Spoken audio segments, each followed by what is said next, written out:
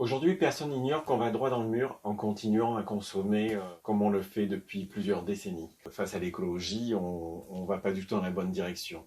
On est depuis très longtemps en train de détruire notre planète. Beaucoup de grosses sociétés, beaucoup d'industriels nous poussent depuis plusieurs décennies à absolument détruire, consommer et détruire notre environnement. C'est une catastrophe.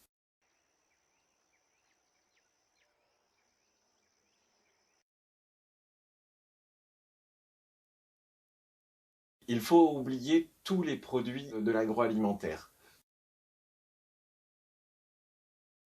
L'idéal pour faire ses courses, c'est quand même de pouvoir prendre des affaires qui sont véganes, locales, bio et en vrac.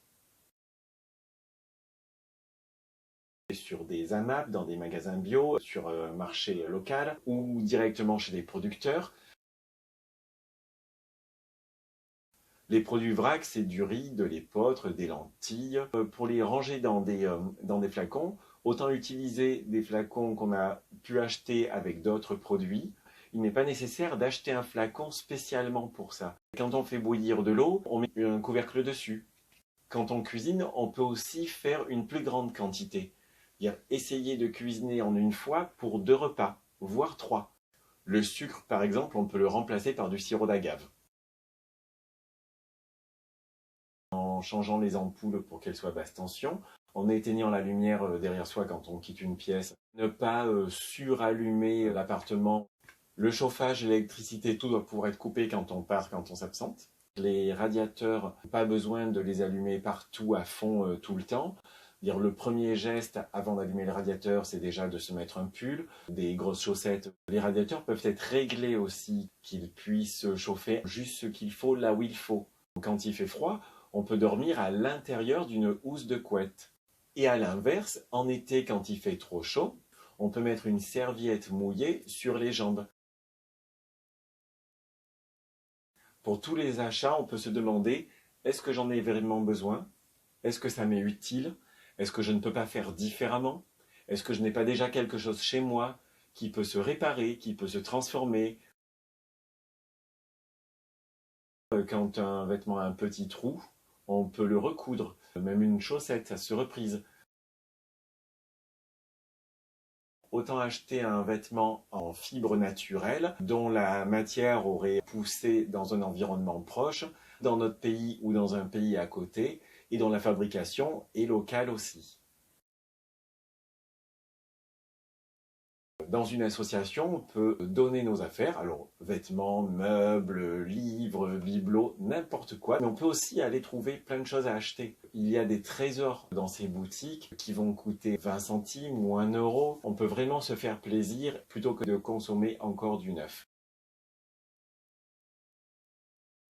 Pour l'entretien du linge, la machine à laver peut se programmer sur un cycle court, sur un cycle rapide à basse température.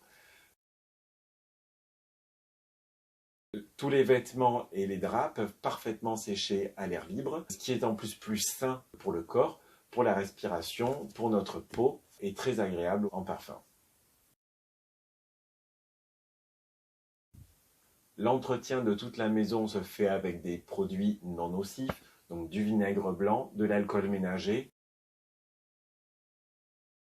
Je me lave depuis très longtemps avec des savonnettes naturelles bio, qui sont locales également, afin de ne pas abîmer outre mesure ma peau. Sur les cheveux, j'alterne entre des shampoings qui sont à 98% naturels ou avec une savonnette pour les cheveux ou aussi avec de la poudre de jujubé.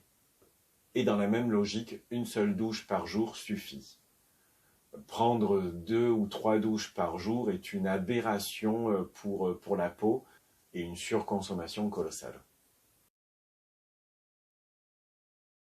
Une des premières choses, c'est de pouvoir supprimer tous les vieux emails. Se désinscrire des newsletters. De la même manière, les notifications. Sur ton téléphone, tu peux recevoir des notifications d'applications dont tu ne te sers pas. Une chose toute simple aussi pour l'écologie, c'est essayer de ne pas trop consommer, de ne pas trop renouveler nos appareils électroniques. Pour ça, c'est déjà de mettre des protections autour. Lorsque tu dors ou lorsque tu ne t'en sers pas ou si tu es au travail, pense aussi à éteindre ou à la rigueur mettre en veille tous tes appareils électroniques. Alors quand je sors de chez moi, déjà je prends pas l'ascenseur. Sur ma boîte aux lettres, je mets un stop pub. C'est un truc tout simple qui prend 2 secondes à faire. Pour circuler, je me déplace presque exclusivement en roller ou sinon en transport en commun. En centre-ville, les rollers vont à la même vitesse qu'une voiture, voire même plus vite. Par ailleurs, il n'y a pas besoin de chercher de place de parking ni de payer de stationnement. C'est sportif, économique, écologique. Le truc parfait. Si jamais j'ai besoin d'aller un peu plus loin, je loue une voiture. Mes voyages et mes visites, je m'efforce de les faire assez proches. La France, l'Italie, l'Espagne. On a une richesse extraordinaire autour de nous.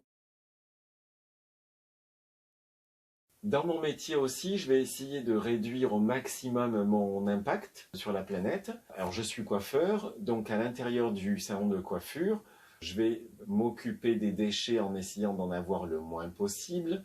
Pour l'eau, je vais favoriser la douchette en pluie fine plutôt qu'un jet uni, ce qui permet d'économiser de l'eau pour un C.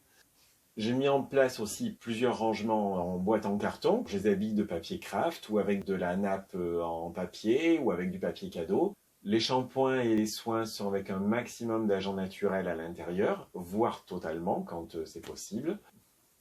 Et pour les colorants aussi, on essaie de s'approcher de ça. On intègre au fil du temps les colorants naturels, l'aîné, l'indigo, le cassia, d'autres plantes.